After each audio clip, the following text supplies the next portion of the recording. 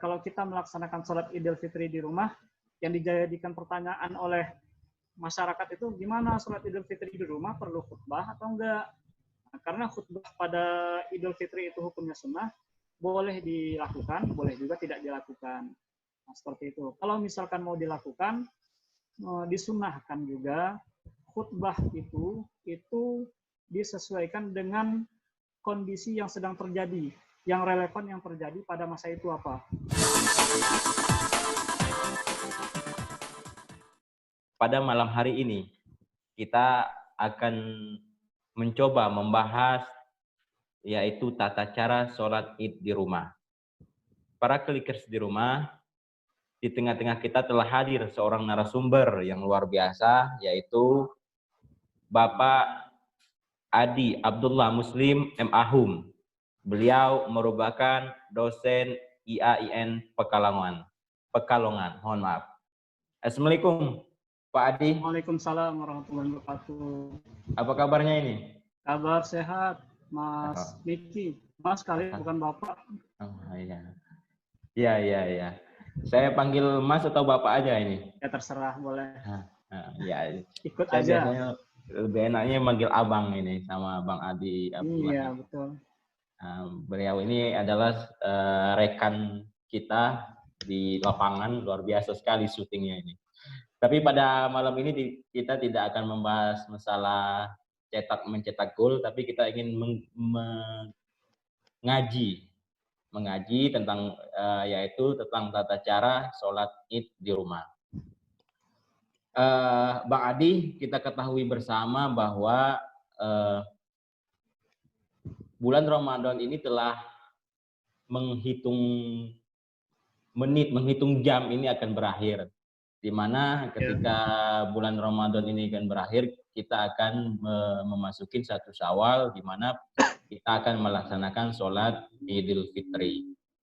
Kita ketahui bersama bahwa pada saat ini Indonesia sedang dilanda pandemi COVID-19. Sehingga Majelis Ulama Indonesia itu menghimbau kepada masyarakat untuk melaksanakan sholat Idul Fitri itu di rumah. Bahkan dan ada juga MUI memperbolehkan untuk sholat di lapangan, di masjid, di musola, tapi khusus untuk zona-zona hijau. Namun untuk zona-zona merah, MUI menghimbau para masyarakat untuk melaksanakan sholat Id di rumah.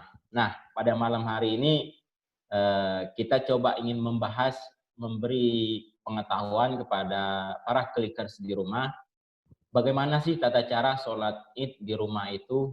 Kita ketahui bersama selama ini kalau sholat di masjid kan kita sebagai jamaah, artinya mengikutin saja kata imam, arah imam seperti apa. Namun pada saat di rumah, kita yang sendiri melaksanakan, bahkan mungkin sebagai bapak ayah itu bahkan bisa menjadi imam sholat Id di rumah untuk keluarganya. Kira-kira Bang Adi bisa menjelaskan nggak atau mengasih pencerahan kepada klikers di rumah, bagaimana sih tata cara sholat Id di rumah itu? Silakan Bang Adi. Ya baik, terima kasih atas waktunya dari Bang Meki Polanda sebagai admin Klik TV ya, TV Klik atau Klik TV.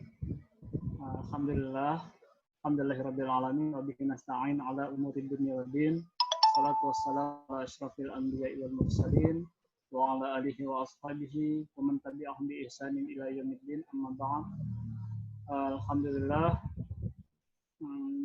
pada malam hari ini kita sudah mendengar hasil dari sidang isbat Kementerian Agama yang menentukan bahwasanya hasil dari sidang isbat tersebut jatuhnya Idul Fitri 1 Syawal itu pada hari Ahad tanggal 24 Mei. Insya Allah besok lusa kita sudah akan berlebaran insya Allah. Nah, dalam kondisi yang saat ini mungkin berbeda yang kita rasakan seperti yang dikatakan oleh Bang Meki tadi, suasana kita hari raya pada tahun ini agak berbeda dengan hari raya kita pada tahun-tahun sebelumnya, karena kita mengalami, kalau boleh saya pakai istilah, ada beberapa dosen kita di UIN termasuk Pak Mukhlis, Pak Kures juga mungkin menggunakan istilah itu, musibah kemanusiaan. Nah, musibah kemanusiaan, pandemi ya, COVID-19 ini. Nah, ada beberapa hal yang perlu kita lakukan terkait dengan ibadah kita, karena bukan hanya ini ya, bukan hanya sholat Idul Fitri yang akan kita lakukan di rumah, bahkan sholat-sholat ibadah-ibadah yang lain pun sebelum sholat Idul Fitri, termasuk sholat 5 waktu kita di masjid, kemudian sholat taraweh juga. Nah, selama ini diperintahkan oleh pemerintah untuk menghindari hal-hal yang buruk, darul mafasid muqaddam ala jalbil masolih, mendahulukan hal yang mengantisipasi supaya tidak mendapatkan keburukan daripada mengambil maslahat. Kita lebih baik melakukan ibadah di rumah saja. Insya Allah ini semua tidak mengurangi nilai ibadah atau ganjaran ibadah yang akan Allah berikan kepada kita yang melaksanakannya. Nah, terkait dengan tata cara sholat Idul Fitri yang insya Allah kita lakukan, kita rayakan pada tanggal 24 Mei nanti, hari Ahad. Nah, ada beberapa hal yang perlu kita persiapkan. Pertama, yaitu sholat Idul Fitri yang kita lakukan. Ini kan sebenarnya terutama menuntut para ayah, para bapak-bapak yang ada di rumah untuk bisa menjadi imam sholat hari raya Idul Fitri, ya kan? Nah, beberapa hal yang perlu dipersiapkan, tentunya ibadah ini masih sama yang kita lakukan pada tahun-tahun sebelumnya, hanya saja yang banyak dipertanyakan oleh masyarakat terkait dengan khutbahnya. Apakah perlu khutbah? Kalau misalkan perlu khutbah, bagaimana tata cara melaksanakan khutbahnya? Nah, nanti akan kita bahas setelah ini. Pertama, saya akan menyampaikan persiapan untuk melaksanakan sholat Idul Fitri di rumah. Para ulama sepakat ketika melaksanakan sholat Idul Fitri di rumah itu, yang harus menjadi imam itu adalah laki-laki, bukan perempuan. Itu yang pertama. Kemudian persiapan untuk menjadi imam, ada beberapa hal yang perlu dipersiapkan. Nah, nanti akan kita bahas di akhir terkait dengan anjuran-anjuran yang perlu dilakukan sebelum sholat Id.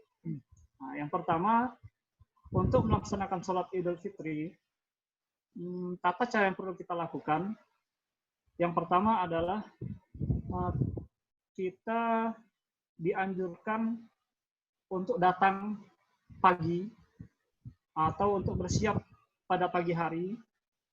Sebelum matahari terbit itu kita sudah siap-siap.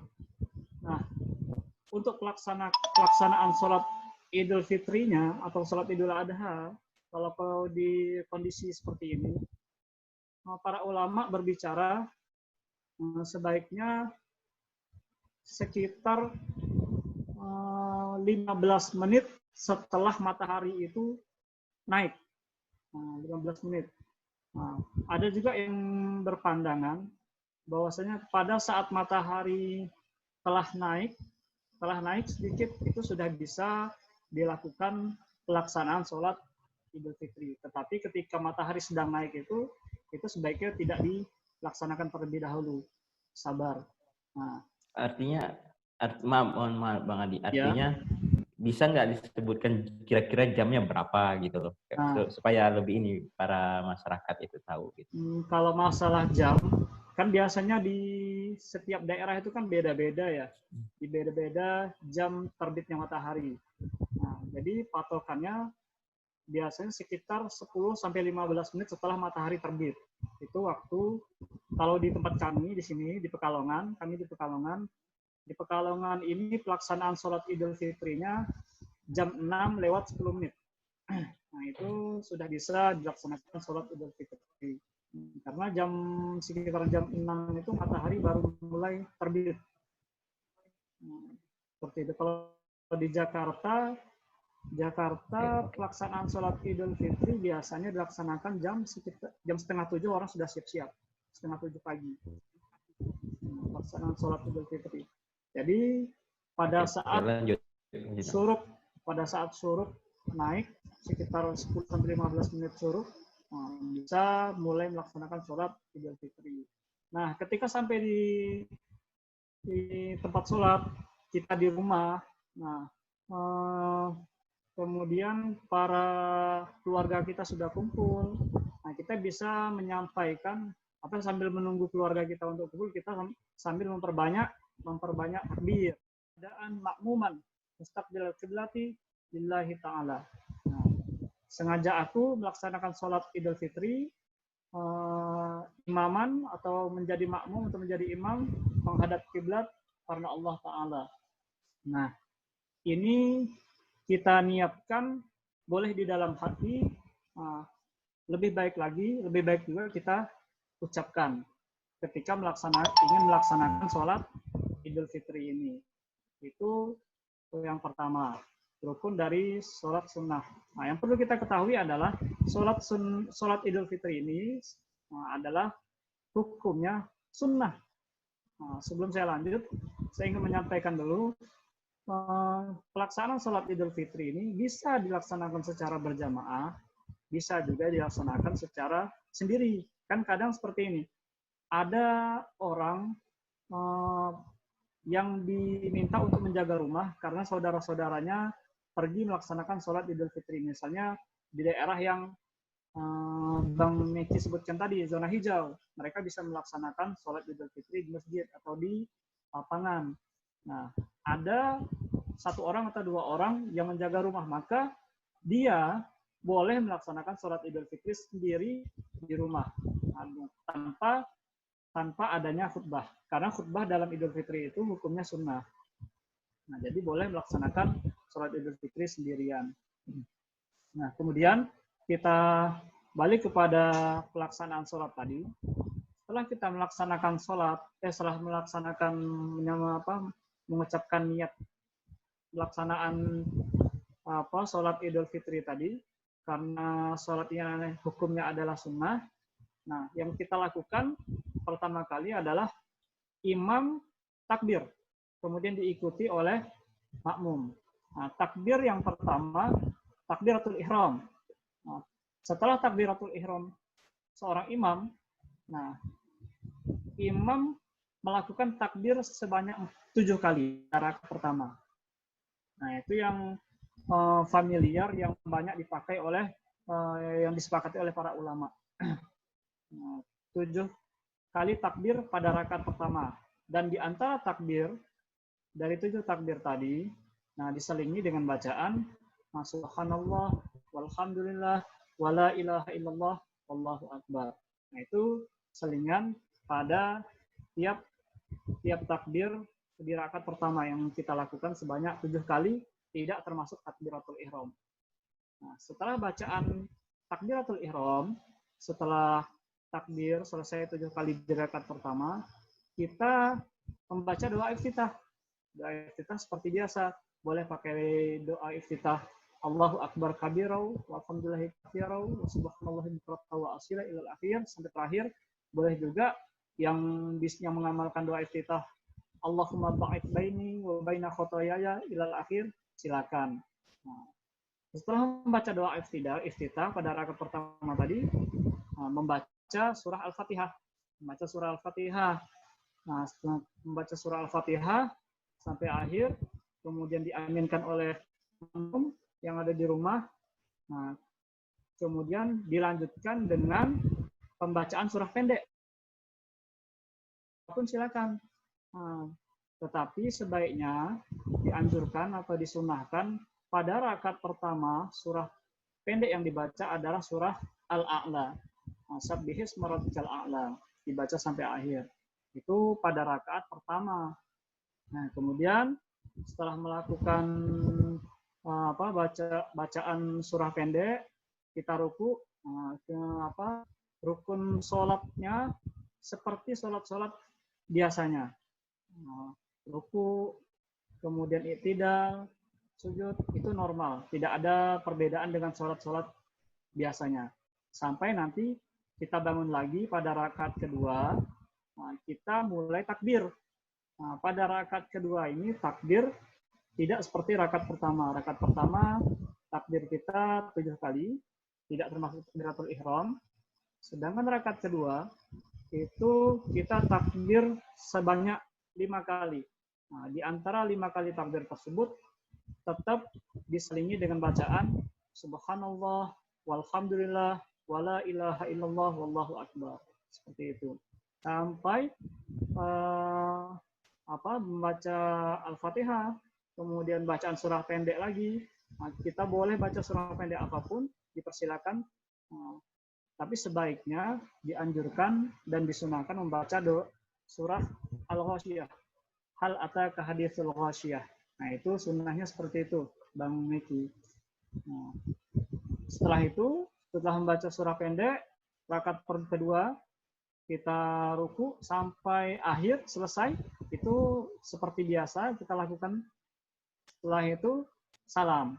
Nah, setelah salam inilah yang biasanya kalau kita melaksanakan sholat Idul Fitri di rumah, yang dijadikan pertanyaan oleh masyarakat itu, gimana sholat Idul Fitri di rumah, perlu khutbah atau enggak? Nah, karena khutbah pada Idul Fitri itu hukumnya sunnah, boleh dilakukan, boleh juga tidak dilakukan. Nah, seperti itu. Kalau misalkan mau dilakukan, disunnahkan juga khutbah itu disesuaikan dengan kondisi yang sedang terjadi, yang relevan yang terjadi pada masa itu apa. Nah, itu disunnahkan, yang dibahas itu permasalahan yang sedang relevan dengan kondisi masyarakat di situ.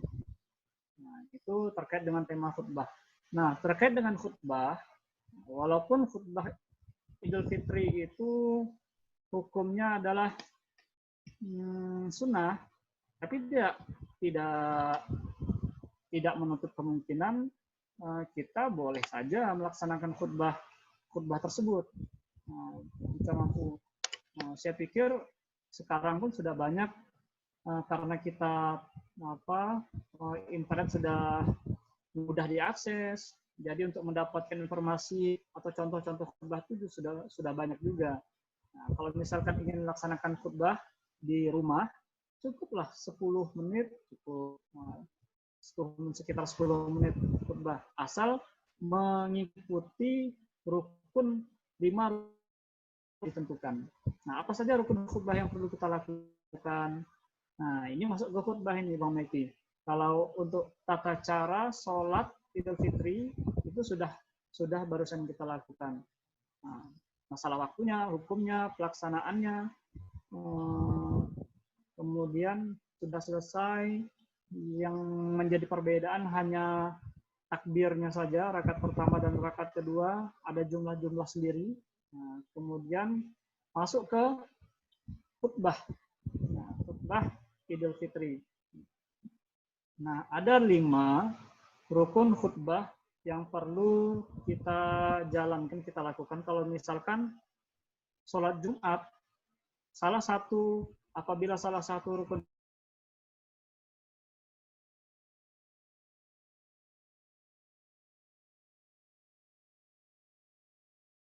khutbah. Kalau sholat Jumat, khutbah yang dilakukan pada khutbah Jumat itu hukumnya wajib. Tapi kalau sholat Idul Fitri, hukumnya sunnah. Nah, tata caranya seperti apa? Rukunnya pertama, ketika khutbah yang perlu dibaca adalah khatib pertama kali mengucapkan lafaz alhamdulillah. Alhamdulillah. Wassalamu ala asyrafil anbiya wal mursalin. Nah, khatib menyampaikan itu. Membaca alhamdulillah, memuji Allah Subhanahu wa taala. Kemudian rukun yang kedua adalah membaca shalawat kepada Rasulullah. Alhamdulillah Assalatu wassalamu ala Rasulillah atau alhamdulillahirabbil alamin wa bihi nasta'in ala umurid dunya waddin. Assalatu wassalamu ala asyrafil anbiya'i wal mursalin wa ala alihi wa ashabihi ajma'in. Amma ba'd. Nah, itu rukun khutbah sudah terpenuhi dua, membaca hamdalah dan membaca salawat kepada Rasulullah Shallallahu Alaihi Wasallam. Nah, rukun khutbah yang ketiga adalah berwasiat kepada para jamaah untuk bertakwa kepada Allah Subhanahu wa taala. Nah, sering kita dengar kalau misalkan kaum bapak-bapak, kaum laki-laki tentu tahu ketika khutbah Jumat, khatib sering menyampaikan usikum wa nafsi. Nah, usikum wa iya ya nafsi bitaqwallah. Nah, bisa juga usikum wa iya ya nafsi bitaqwallah. Aku berwasiat untuk diriku sendiri, kemudian untuk para jamaah berwasiat untuk bertakwa kepada Allah Subhanahu wa taala. Kemudian biasanya dilanjutkan sama khatibnya. Marilah kita meningkatkan ketakwaan kita kepada Allah Subhanahu wa taala. Takwa dalam artian meningkatkan dan menjalankan segala perintah Allah Subhanahu wa taala dan menjauhi segala apa yang dilarang oleh Allah Subhanahu wa taala. Nah, itu wasiat untuk bertakwa kepada Allah. Itu rukun yang ketiga, Bang Niki. Rukun khutbah Jumat. Nah, teman-teman, sahabat Clickers yang dimuliakan oleh Allah, yang keempat itu kita harus membaca ayat bagian potongan dari ayat Al-Quran. Nah, khutbah. Ini masih di khutbah yang pertama. Khutbah Jumat itu kita laksanakan 2 kali. Ada khutbah pertama, ada khutbah kedua. Sholat Idul Fitri atau sholat Idul Adha sama juga. Sama. Kita melaksanakan khutbah terdiri dari 2 khutbah. Khutbah pertama, kemudian ada khutbah kedua. Khutbah pertama tadi kita membaca hukumnya, yang perlu kita lakukan membaca hamdalah, membaca salawat, kemudian berwasiat kepada Allah Subhanahu wa taala, kemudian membaca potongan dari ayat Al-Quran, itu semuanya ada di khutbah yang pertama. Terus khutbah kedua apa yang kita baca?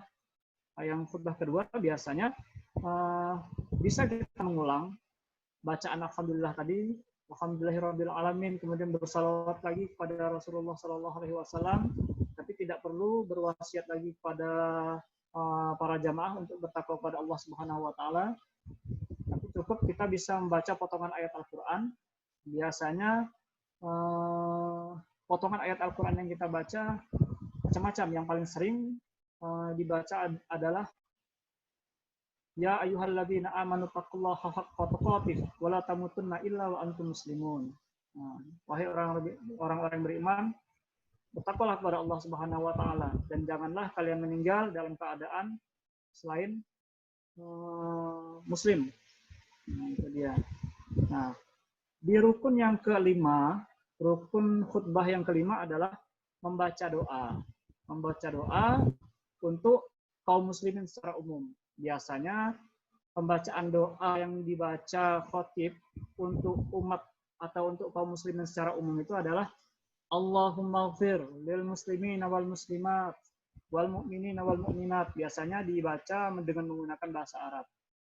Nah, itu pada khutbah yang kedua dibaca sampailah nanti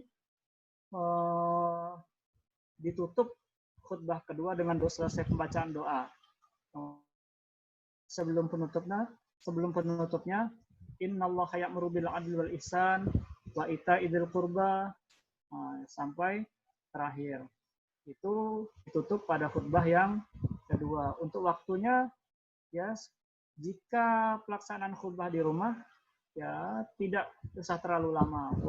Kemudian kalaupun ada khutbah misalnya ada juga yang melaksanakan khutbah atau sholat Idul Fitri di masjid atau di lapangan.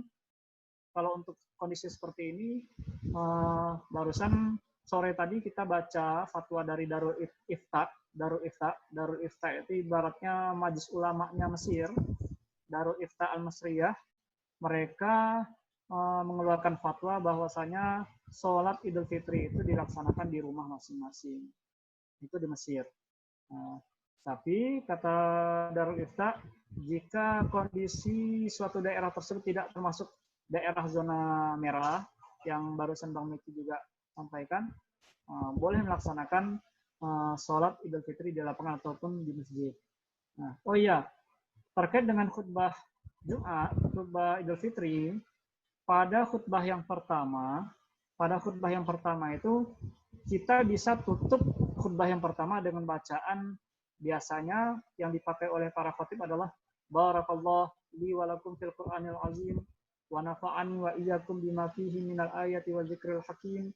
Aqulu qouli hadza wa astaghfirullah li wa lakum wa lisairil muslimin wal muslimat fastaghfiruhu innahu huwal ghafurur rahim. Itu salah satu contohnya. Kalaupun itu tidak dibaca tidak apa-apa, tidak masalah. Itu bukan rukun dari khutbah Jumat. Khutbah Idul Fitri. Nah, itu sholatnya sudah, kemudian tata cara khutbahnya sudah. Nah, terakhir ini Bang Meki terakhir apa saja sih yang perlu kita persiapkan untuk atau sebelum melaksanakan sholat Idul Fitri? Apa saja yang perlu kita lakukan? Nah, sebelum kita ke sana, Bang Adi, kita coba konfirmasi dulu yang tadi. Artinya ada kesimpulan mengingat kepada para klikers di rumah, syarat wajib sholatnya sama khutbahnya tadi, silakan.